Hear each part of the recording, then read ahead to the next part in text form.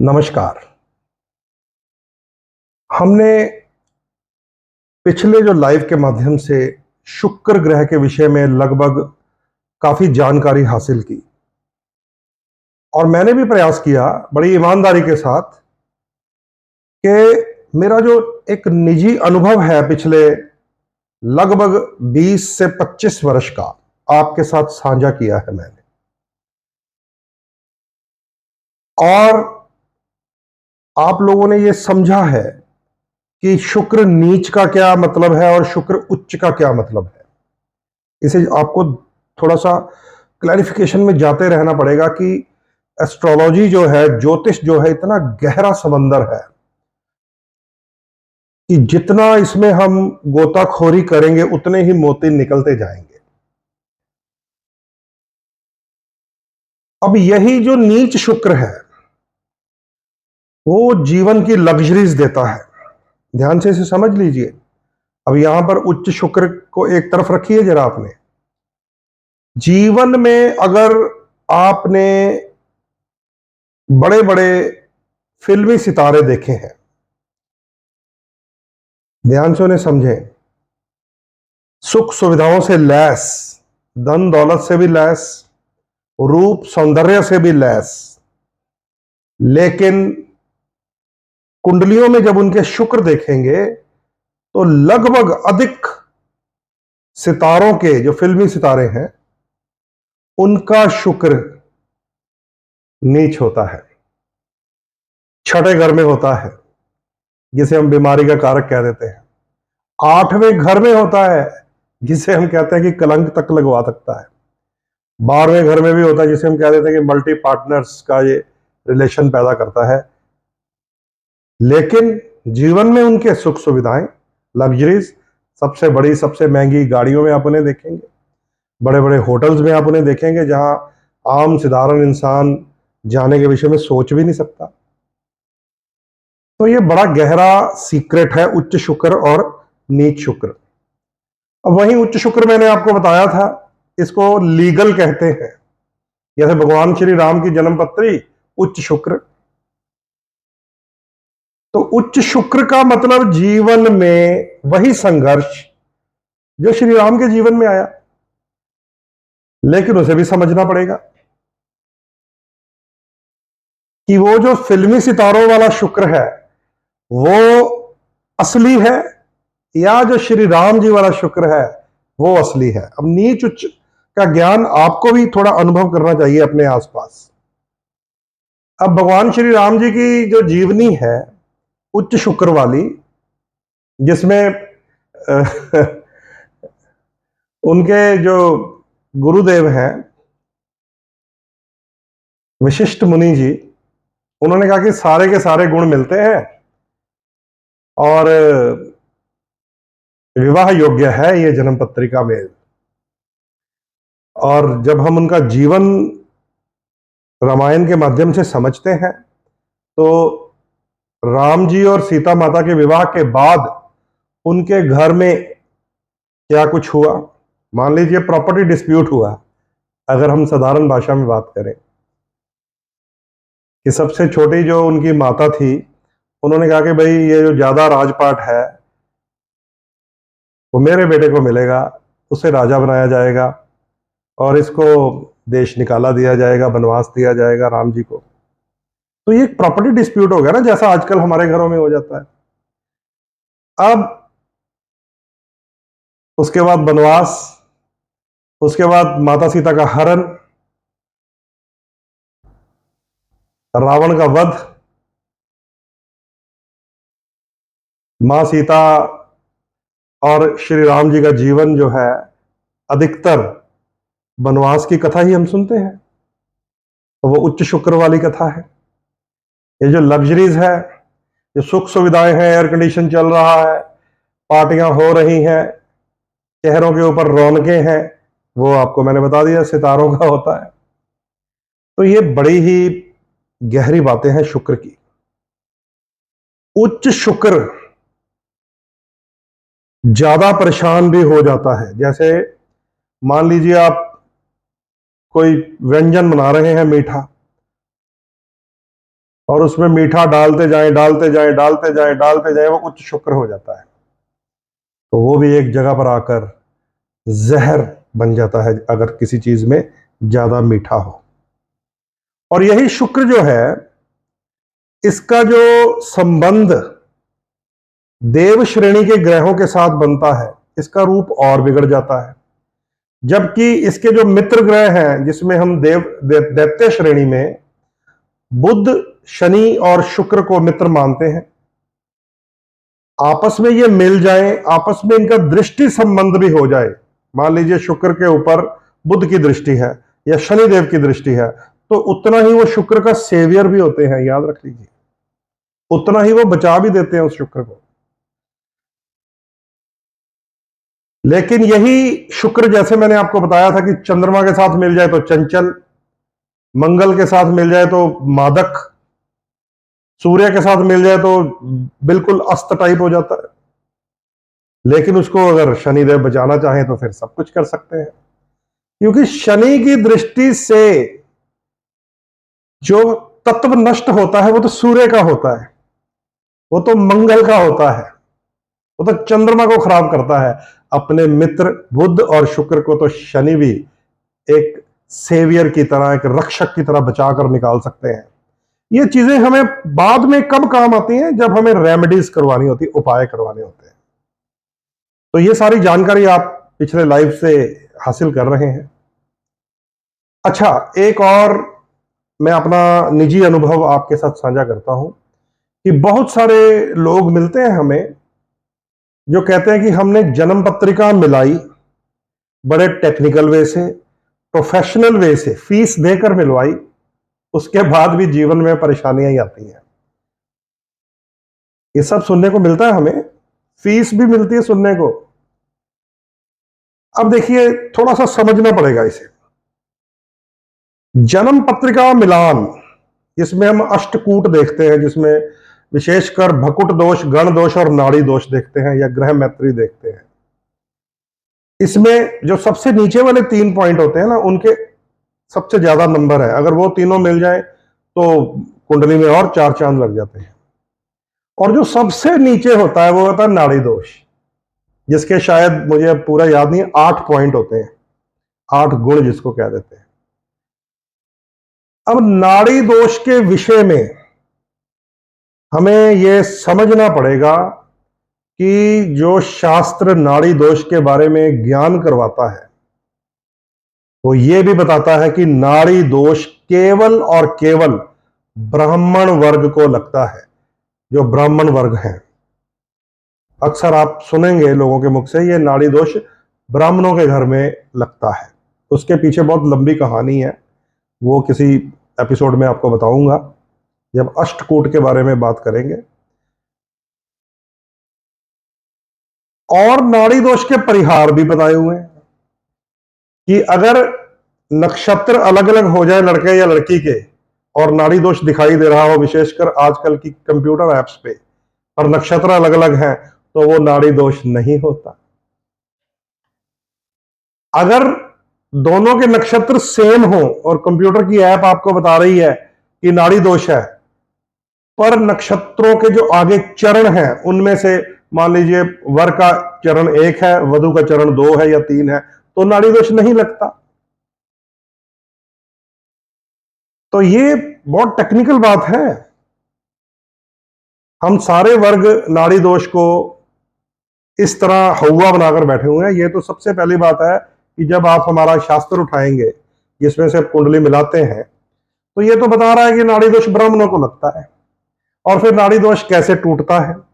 नक्षत्र का चरण भी अलग हो जाए, नाड़ी दोष नहीं होता, और ब्राह्मण वर्ग हो तो नाड़ी दोष होता है। ये याद रख लीजिए। चलिए, वो भी ध्यान रख लिया, नाड़ी दोष का भी ध्यान रख लिया, बकुट दोष का भी, कुंडली के गुण भी मिल गए 22, 23, 25, 28। लेकिन फिर भी जीवन में संघर्ष आ जाता है। शुक्र भी उच्च पड़ा हुआ है, फिर भी जीवन में परेशानियां आती हैं। तो ये सारा कुंडली मिलान का खेल शुक्र का उच्च होना या नीच होना उस समय धरे का धरा रह जाएगा जब आप अपनी जन्म पत्रिका में जीवन के उन वर्षों की महादशा को चेक करेंगे। ये बहुत इंपॉर्टेंट बात आज मैं आपको बता रहा हूं। हमारे जीवन में दो छाया ग्रह भगवान ने भेजे हैं पूर्व जन्मों के कर्मों का हिसाब किताब करने के लिए। याद रख लीजिए, एक है राहु और एक है केतु।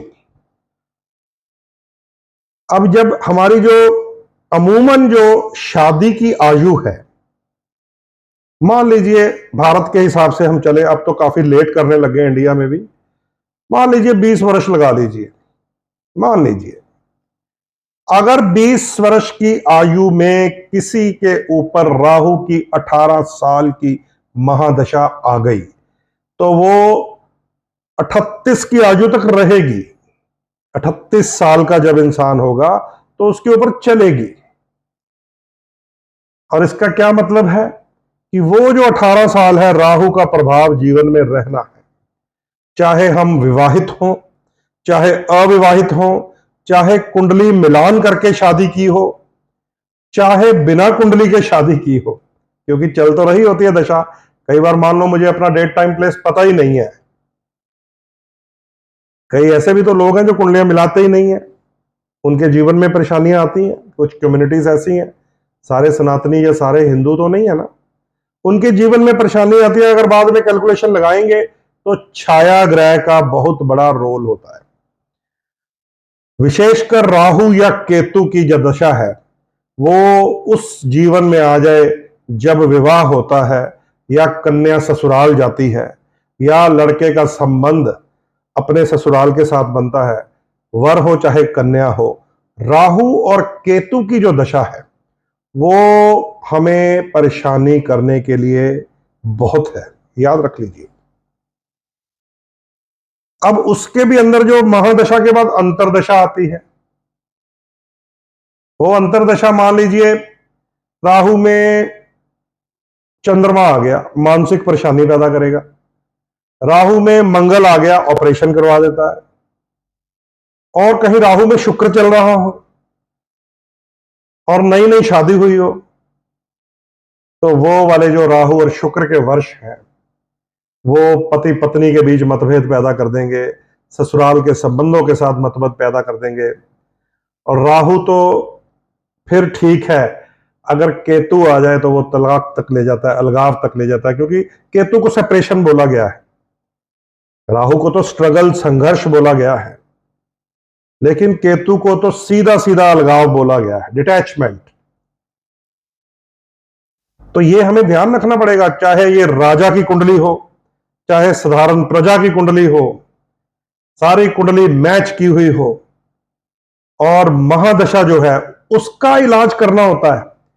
लोग जैसे ही शादी के बाद खटपट होती है ना, भागते हैं जी, हमने कुंडली मैच की थी, हमारे इतने गुण मिले थे, हमें फला एस्ट्रोलॉजर ने बताया, पंडित जी ने बताया, पंडित जी आपने ही बताया था। कई बार मुझे भी ऐसे प्रश्न मिलते हैं। तो मैंने कहा भाई कुंडली को टेक्निकली चेक करो, जो उसके पॉइंट्स है वो तो सारे मिलते हैं। सारे अगर गुण मिल रहे हैं और बाकी पॉइंट्स मिल रहे हैं जिसमें हेल्थ के बारे में है, नेचर के बारे में है, संतान के बारे में है, वो मिल रहे हैं, तभी आपके गुण 18 से प्लस होंगे। और दूसरी तरफ सप्तम भाव देखिए अपना। अब मैं आपको एक और बड़ा सीक्रेट बताने लगा हूं आफ्टर मैरिज प्रॉब्लम्स का, जिसमें ना तो शुक्र का हाथ है ना बृहस्पति का हाथ है। क्योंकि अमूमन जब हम एस्ट्रोलॉजी की बात करेंगे या सीखेंगे तो हम सबसे पहला शब्द शुक्र निकालते हैं कि शादी के साथ संबंध है, कि वो उच्च है या नीच है। अब जो शुक्र है वो सोर्स ऑफ सेक्स है, याद रख लीजिए। वो सोर्स ऑफ मैरिज नहीं है, वो एक काम भावना का, काम वासना का ग्रह है, फर्टिलाइजेशन का बीज है, संतान उत्पत्ति का कारक है, वीर्य कहा गया है। एस्ट्रोलॉजी पढ़ेंगे उसमें विवाह कहीं नहीं लिखा। लोग तो स्पर्म डोनेट भी करते हैं विक्की डोनर की तरह, वो भी तो शुक्र के कारण करते हैं, विवाह के कारण नहीं करते। तो शुक्र जो है वो विवाह में उसका रोल केवल काम वासना या सेक्सुअल रिलेशनशिप होता है, विवाह नहीं होता। आजकल तो फिर लिविंग रिलेशनशिप है, उसमें भी हम शुक्र ही देखते हैं कि भैया अगर खराब है या नीच है तो तुम्हारे अपने लिविंग पार्टनर से प्रॉब्लम्स शुरू हो जाएंगी, ये भी तो देखते हैं ना, उसमें तो विवाह का नाम नहीं है। ऐसे बृहस्पति भी कारक होता है। लेकिन ये सीक्रेट मैं आपसे अब साझा करने लगा हूं वो ये है कि जब हमारी शादी में कहीं खटपट होती है और विवाह को अभी 2, 4, 5 वर्ष ही होते हैं, तो हम झट से ये निकालते हैं कि हमारी कुंडली तो मैच की थी फिर भी परेशानियां।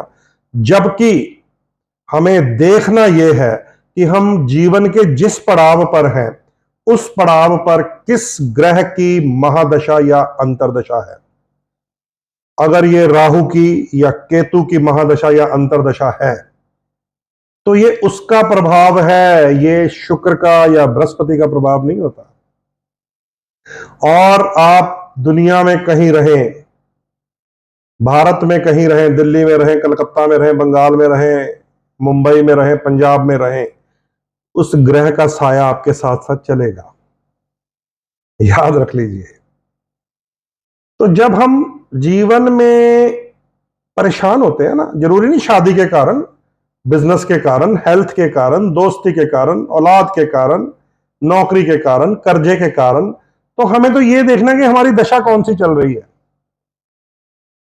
और अगर राहु या केतु की दशा हुई तो वो रीजन टू स्ट्रगल होता है। उसका कोई संबंध आपके पति या पत्नी या ससुराल या सासू मां या ससुर के साथ नहीं होता है। ये सारी परेशानियां पैदा करता है राहु या केतु। और एक सीक्रेट आपके साथ और साझा करना चाहता हूं कि विवाह के बाद परेशानी का कारण 7वें घर में बैठे हुए ग्रह कम होते हैं, लेकिन 7th लॉर्ड की पोजीशन ज्यादा होती है। वो लोग भी तो परेशान हो सकते हैं जिनका 7वां घर बिल्कुल खाली हो, लेकिन राहु ग्रह की पोजीशन ऐसी हो कि उसकी दृष्टि से वह परेशान हो जाता है। तो उपाय तो राहु का करना है, कुंडली तो मैच हो चुकी है हमारी। और ये सुन लीजिए, marriage are settled in heaven, ये कहा गया है, शास्त्र में भी लिखा है कि होनी तो उसी के साथ है शादी जिसके साथ आपने पूर्व जन्म का नाता जोड़ा हुआ है, चाहे कोई लेन देन के कारण और चाहे कोई प्रेम स्नेह के कारण, उसी ने आना है आपके जीवन में। जो आपके जीवन में परेशानियां लेकर आए पति या पत्नी बनकर, वो है जिसने आपके पूर्व जन्म में कोई हिसाब किताब बाकी रह गए, बैलेंस, वो परेशानियां लेके आता है। जो आपके जीवन में सपोर्टर बन के आता है, अच्छा स्नेह भरा संबंध लेके आता है, वो है जिसके साथ आपने अच्छा बर्ताव किया है। ये जो ज्योतिष शास्त्र है ये जन्मों जन्मों से निकलकर मुक्ति प्राप्ति की राह है। ये बड़े सीक्रेट है, आपके साथ साझा कर रहा हूं। और जब मैरिज की बात करते हैं, शुक्र तो वासना का कारक है, बृहस्पति तो शुभ कार्यों का कारक है, तो मैरिज का कारक कौन है फिर इसमें? मैरिज किससे देखें? मैरिज देखने के लिए आपको शुक्र की स्थिति उच्च है या नीच, बृहस्पति की स्थिति उच्च है या नीच नहीं समझ आएगी। आपको देखना है 7th लॉर्ड कौन है, 7th हाउस में कौन से ग्रह हैं, ये भी उसका कारण नहीं बनते। 7th लॉर्ड, अब 7th लॉर्ड आपको कैसे समझ आए, मैं आपको झट से समझा देता हूं। मैंने सारी समरी तैयार की हुई है। अगर आप मेष लगन हैं तो आपके 7वें घर में राशि आएगी 7 नंबर, जो पति या पत्नी का सूचक है, यानी कि आपके लिए शुक्र विवाह का कारक है। कुंडली में अगर वो खराब हुआ तो ये तोड़ेगा, जोड़ेगा, लड़ाई कराएगा, प्रेम कराएगा, शुक्र होता है। चलिए आपको सारे बता देता हूं मैं। अगर आपका वृष लगन है 2nd नंबर, तो आपके 7th भाव में 8 नंबर अंक लिखा होगा, यानी कि मंगल ग्रह आपके विवाह के बारे में जानकारी देगा। अब इसमें कोई बृहस्पति नहीं है, कोई शुक्र नहीं है। आप अपनी कुंडली का उच्च शुक्र, नीच शुक्र, उच्च बृहस्पति, नीच बृहस्पति देखकर घबरा मत जाना, उसका कोई संबंध नहीं है।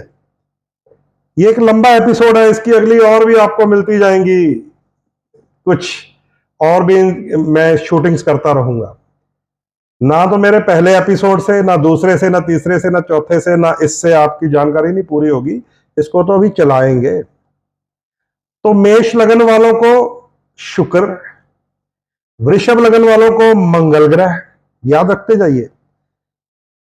अगर आप मिथुन लगन है तो आपके विवाह स्थान में बृहस्पति की राशि है धनु, तो आपके लिए गुरु ग्रह रीजन बनेगा शादी के बाद हंसना है, खेलना है या रोना है। अगर आप कर्क लगन है तो आपके लिए शनि की राशि मकर राशि आती है आपके 7th हाउस में, तो इसमें ना शुक्र बाग काम कर रहा है ना बृहस्पति। शनि ग्रह आपकी पत्नी या पति का कारक है, कुंडली में ढूंढिए वो कैसा है। अगर आप सिंह लगन है तो कुंभ राशि आती है आपके विवाह स्थान में, वहां भी शनि आपके पति या पत्नी का कारक बनेगा। अगर आप कन्या लगन है तो वहां पर मीन राशि आएगी आपकी मैरिज वाले हाउस में, तो वहां पर जुपिटर बनेगा आपके मैरिज का सोर्स। अगर आप तुला लगन है तो वहां पर मेष राशि आएगी आपके मैरिज वाले घर में, वो मंगल है। मंगल को ढूंढिए कैसा है। मंगलिक की बात नहीं कर रहा हूं, मंगलिक नॉन मंगलिक के जीवन में तो परेशानियां आ सकती हैं, लेकिन मंगलिक भी मिल गया, ग्रह भी मिल गए, गुण भी मिल गए, फिर भी परेशान है तो 7th लॉर्ड को तो चेक कीजिए, और चेक कीजिए राहु तो नहीं चल रहा कहीं, केतु तो नहीं चल रहा। ये सारा ध्यान से सुन लीजिए, ये सारा उपाय का कार्य होता है, यानी कि कलर थेरेपी का। अब कोई बच्चा 20 साल का हो, हमारे पास कुंडली मिलाने आए तो चल रहा हो राहु, तो हम क्या कहेंगे कि 40 साल की उम्र में आना, अब तुम शादी मत करना, राहु चल रहा है। हम उसको समझाएंगे भाई आपकी ये कलर थेरेपी है, मैरिज को इस ग्रह ने स्ट्रांग करना है, इस ग्रह से बच के रहना, विशेषकर राहु से, उसकी कलर थेरेपी से दूर रहना। अपने विवाह वाले ग्रह को मजबूत कर लो, राहु ट्यून हो जाता है, इसमें तो कोई बड़ी बात नहीं। बहुत बहुत कुंडलियां हमने ठीक की हैं, बहुत दुनिया को आनंदमय जीवन के उपाय दिए हैं हमने। तो कहां पहुंचे थे हम। अगर आप तुला लगन है तो मंगल ग्रह है आपकी शादी का कारक। अगर आप वृश्चिक लगन है तो आपके 7वें भाव में 2 अंक लिखा होगा। 7वें भाव यानी कि विवाह के घर में शुक्र की राशि है। वृश्चिक वालों को शुक्र से पता चलेगा आपका जीवन कैसा रहेगा। अगर आप धनु लगन है तो मैरिज वाले हाउस में 3 अंक लिखा होगा, यानी कि बुध ग्रह की स्थिति से पता चलेगा कि आपका जीवन कैसा बीतेगा मैरिज के बाद। अगर आप मकर लगन है तो कर्क राशि आती है आपके शादी वाले 7वें घर में, तो चंद्रमा से पता चलेगा। और सोचिए मकर लगन वाले कितने परेशान होते होंगे, क्योंकि हर सवा 2 दिन बाद चंद्रमा घूमता रहता, उनके पति या पत्नी की नेचर कैसी होगी चंद्रमा बताता है। गुण मिलान नहीं बताता, नाड़ी दोष नहीं बताता, मांगलिक नहीं बताता, भकुट दोष नहीं बताता। अगर आप कुंभ लगन है 11 नंबर, तो सूर्य देव आपके विवाह के ग्रह के घर के स्वामी हैं। सूर्य से पता चलेगा पति या पत्नी का नेचर कैसा होगा कुंभ लगन वालों को। और लास्ट में अगर आप मीन लगन है, 12 नंबर लगन है, तो बुध की राशि 6 अंक लिखा होगा आपके विवाह स्थान में। तो 6 नंबर अंक का स्वामी बुध है। कुंडली में बुध की स्थिति बताती है कि शादी सफल होगी या परेशानियों भरी होगी, और राहु या केतु की दशा बताती है शादी सफल होगी या परेशानियों भरी होगी। और कुंडली मिलाते हुए हमें विचार करना पड़ता है कि ये जो कुंडली है, मैक्सिमम राहु की महादशा चल रही है, 20-22 गुण से ज्यादा गुण मिल जाएं, क्योंकि ये किसी भी घर में जाए बच्चा, बेटा या बेटी, अगर राहु की दशा है उसी के साथ परेशान हो जाएगा। कुंडली मिलाए तो भी परेशान होगा, कुंडली ना मिलाए तो भी परेशान होगा। जो कुंडली ना मिलाए वो तो डाइवोर्स हो जाते हैं, फिर और भी अनहोनी घटनाएं हो जाती हैं। जो कुंडली मिलाए और राहु की महादशा हो या केतु की महादशा हो, उन्हें जीवन के कुछ पल संघर्ष के देखने के बाद आनंद भी मिलता है। यह आपकी कुंडली की दशा या अंतरदशा बताएगी कि आप कितनी राहु की दशा कंज्यूम कर चुके हैं और अंतरदशा किस ग्रह की है। हाँ, ये मैं जरूर कह सकता हूं, शुक्र का रोल यहां आता है अंतरदशा में। जब राहु में शुक्र आ जाए तो भी प्रेम संबंधों में खटास होता है।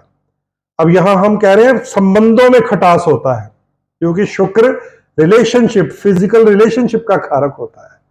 तो ये आगे चलेगा ये एपिसोड अभी, ठीक है, सुनते जाइए। पर ये अपने मन में विचार मत बना लेना कि मैंने बता दिया राहु की महादशा में शादी हो गई तो परेशान, उसके उपाय हैं। शुक्र नीच है तो परेशान, उसके उपाय हैं। शुक्र उच्च है तो ज्यादा परेशान, उसके भी उपाय हैं। ये उपाय वाला स्टेप लास्ट में मिलेगा आपको, या आपकी कुंडली दिखाने पर मिलेगा। लेकिन हम ये नहीं कह सकते भाई कि 40 साल की उम्र के बाद तुम्हारी राहु की दशा खत्म होगी या 45 साल के बाद खत्म होगी तब आना शादी करने। वो कहेगा पंडित जी आपको कुछ समझ नहीं है, फिर इसका मतलब दूसरे पंडित जी तो मिला रहे हैं, हम वहीं जा रहे हैं। सो राहु की महादशा हो या केतु की महादशा हो, हमारे जीवन में परेशानी ले आती है। चाहे कुंडलियां हमारी मैच हो रही हो, चाहे ना हो रही हो। जिनकी ना हो रही हो उनके तो मैंने तलाक, अलगाव, डाइवोर्स, डेथ, सुसाइड देखी है। जिनकी ना हो रही हो, जिनकी हो रही हो उनके तो 100 रास्ते होते हैं, 100 उपाय होते हैं हमारे पास। सो चलते चलेंगे, अभी चलेगा ये शुक्र का एपिसोड लंबा, बृहस्पति का लंबा, क्योंकि अब ये विवाह के साथ जुड़ गया है। अब नेक्स्ट में मैं आपको बताऊंगा, ये जो अभी मैंने आपको एक लिस्ट बताई है कि मेष के लिए शुक्र, वृष के लिए मंगल, मिथुन के लिए गुरु, कर्क के लिए शनि विवाह का ग्रह है। अब इसके ऊपर बात करेंगे जब भी दोबारा आपके साथ मैं लाइव साझा करूंगा, ठीक है। तो अभी इजाजत लेता हूं, क्योंकि लंबा जब लाइव करते हैं ना तो वो फिर अपलोड करने में बड़ी परेशानी आती है। तो याद रखिए, आपको मैं एक टिप देने जा रहा हूं। वो टिप ये है कि आप जीवन के किसी भी पड़ाव पर परेशान हैं, शादी से परेशान है तो देखिए राहु या केतु की महादशा तो नहीं है, उसका कोई लेना देना नहीं। आपकी कुंडली मिली थी, क्योंकि वो कहीं भी मिलेगी तो भी राहु तो रहेगा ना। प्राइम मिनिस्टर के बेटे के साथ शादी हो जाए बेटी की, अगर राहु चल रहा है तो भी परेशानी आएगी। याद रख लीजिए, राजा के बेटे यानी कि राजकुमार के साथ बेटी की शादी हो जाए और राहु की दशा उस जीवन में हुई तो भी परेशानी आ जाएगी। मेरी अपनी ही बेटी हो, मान लीजिए मेरी अपनी ही बेटी हो और उसकी राहु की महादशा चल रही हो, 20 साल से शुरू हुई हो, 38 साल तक चलेगी, तो भी उसके जीवन में भी चाहे मैं जितना मर्जी एक्सपर्ट हूं, कुंडली मिलाऊं, तो ये ग्रह एक इंडिकेशन देगा कि ये बेटी परेशान हो सकती है शादी के बाद, क्योंकि राहु चल रहा है। तो जो एक्सपर्ट है वो तो बताएगा भाई ये ब्लू कलर है, ये इसका गोमेद स्टोन है, ये इसका नारियल कारक है, हाथी इसका खिलौना होता है, इन चीजों से बच के रहना। और जो तुम्हारे शुभ ग्रह हैं उन्हें मजबूत रखना, त्रिकोण को, और आफ्टर मैरिज 7th लॉर्ड को सेट करना पड़ता है। मान लीजिए मेरी अपनी बेटी है, उस पे राहु चल रहा है तो वो भी परेशान हो जाएगी, चाहे उसकी शादी किसी राजकुमार से हो जाए और राहु की दशा में, या लड़का हुआ तो भी परेशानी या लड़की हुई तो भी परेशानी। तो ऐसे में हम किसी को ये नहीं कह सकते कि बेटे तो 50 साल के बाद आना तब तुम्हारी शादी होगी, या बेटा तुम 20 साल राहु वाले 18 साल निकाल लो तब शादी होगी। हम फिर उन्हें प्रिकॉशंस देते हैं, रेमेडीज देते हैं, अपनी त्रिकोण मजबूत करने का तरीका बताते हैं, 7th लॉर्ड स्ट्रॉन्ग करने का तरीका बताते हैं। और जो विवाह के पीछे ग्रह है, जिसको रिलेशन कहते हैं, शुक्र है, जिसको शुभता कहते हैं, बृहस्पति है, उन्हें कैसे ट्यून करना ये बताते हैं। खास करके राहु या केतु की महादशा में अगर हैं तो आप कुंडली मिलाने के बाद भी परेशान होंगे, कुंडली ना मिलाकर भी परेशान होंगे। आपको एस्ट्रोलॉजी की थेरेपीज का सहारा लेना पड़ेगा, और तब जाकर जब आप इन ग्रहों को ट्यून करना, स्ट्रॉन्ग करना, डोनेट करके वीक करना समझ लेंगे, तो आप वो जो आपके golden years of marriage life है उन्हें कुछ बचा पाएंगे।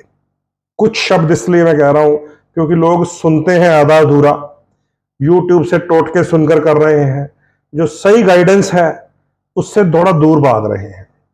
तो कुंडली मिलाना और महादशा, अब इसके ऊपर चर्चा चलती रहेगी, एपिसोड लंबा हो रहा है, फिर एक नया एपिसोड बनाऊंगा मैं आपके साथ और बताऊंगा कि किस लगन का विवाह का ग्रह कौन है। सभी के लिए शुक्र नहीं है, सभी के लिए बृहस्पति नहीं है, और अगर वो विवाह वाला ग्रह खराब हुआ उसको कैसे ठीक करेंगे। साथ साथ में अब छोटे छोटे अब रेमेडीज पार्ट शुरू होगा, ठीक है, क्योंकि शुक्र के रहस्यों से ये विवाह में चली गई है कुंडली, जबकि शुक्र का विवाह से नहीं लेना देना कोई, शुक्र का काम भावना, सेक्सुअल रिलेशनशिप, फिजिकल अट्रैक्शन के साथ है। ठीक है, अब विवाह के अंदर भी चलेंगे, एपिसोड और बनाऊंगा मैं। इजाजत दीजिए, नमस्कार।